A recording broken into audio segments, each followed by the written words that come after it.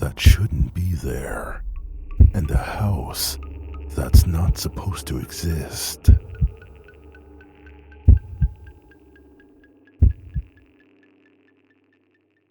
I live in a small town nestled in the Appalachian foothills of West Virginia.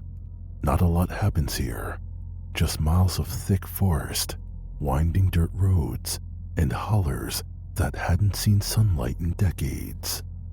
Every fall, when the air turns sharp and the tourists stop clogging the trails, I take long walks through the woods behind my house. Just me, the leaves, and the quiet. 2 weekends ago, I set out on one of my usual routes. I've lived here my whole life. I know every bend in those trails, every mossy rock and rusted fence post. But about 30 minutes in, I noticed something off. There was a path I didn't recognize, thin, almost hidden under dead leaves, curving off into denser woods.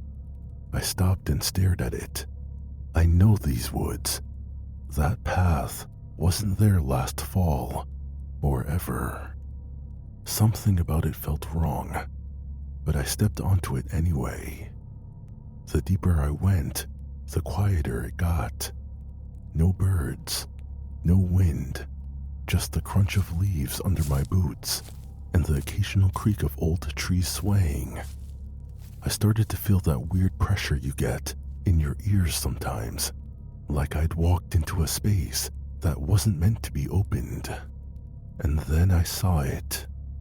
A house, tucked deep into a clearing that shouldn't exist.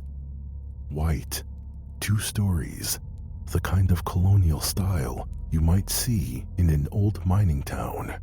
Except there's nothing like that out here. No roads, no power lines, no sign of life. But it didn't look abandoned. The shutters were hanging, but the windows weren't broken. There was a stack of chopped wood beside the door, a rocking chair that looked used, but there were no signs of anyone getting there.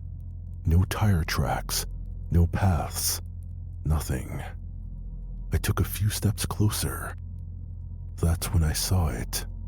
Movement in the upstairs window. Just a shadow behind the curtain.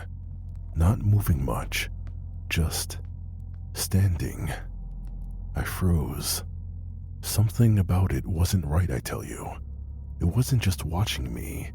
It felt like it recognized me. I don't know how to explain it, but I felt this sudden drop in my stomach, like I'd been lured there, like I wasn't the one doing the finding. Then the front door creaked open, on its own. I didn't wait to see who or what was coming out. I turned and ran, tearing through the branches and kicking up leaves. The trail twisted behind me in ways I didn't recognize. Every few minutes, I'd glance back, expecting to see someone or something walking slowly behind me. At one point, I swear, I circled back into the same clearing, but the house was gone.